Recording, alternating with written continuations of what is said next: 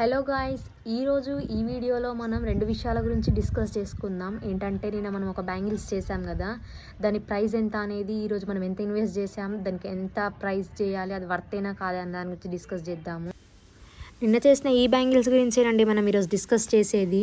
నేనైతే 2 types of threads use చేశాను. ఒక పింక్ కలర్ సిల్క్ థ్రెడ్ అయితే కంప్లీట్ అయిపోయింది, దానికి నాకు ఒక్కదానికి 15 రూపీస్ అయితే పడింది. అలాగే గ్రీన్ కలర్ థ్రెడ్ కూడా యూజ్ చేసాం కదా, దానికి ఒక 5 రూపీస్ ఇస్తున్నాను. అందుకే థ్రెడ్కి టోటల్గా కలిపేసి అయితే ఒక 20 రూపీస్ వేసాను.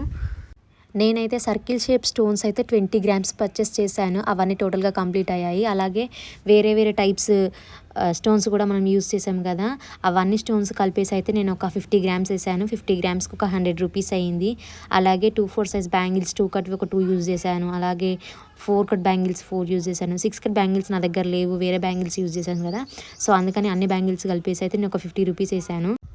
చైన్ ఒక మీటర్ అయితే నాకు 18 రూపీస్ పడింది. నేను హాఫ్ మీటర్ కొంచెం ఎక్కువగా యూజ్ చేశాను, అందుకే నేను చైన్కి ఒక 10 రూపీస్ వేసాను. టోటల్ వచ్చేసి 180 రూపీస్ అయింది. నేను ఈ బ్యాంగిల్స్ పైన 4.5 అవర్స్ వర్క్ చేశాను కాబట్టి ఒక 20 రూపీస్ దీనికి యాడ్ చేస్తున్నాను. టోటల్ వచ్చేసి 200 అయింది. నేను ఈ బ్యాంగిల్స్ని అయితే 200కి సేల్ చేద్దాం అనుకుంటున్నాను. ప్రైస్ ఏమైనా ఎక్కువైందా కామెంట్ చేసి చెప్పండి.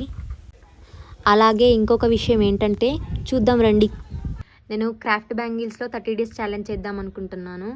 ఓకే అంటారా? కామెంట్ చేసి చెప్పండి. Bye guys.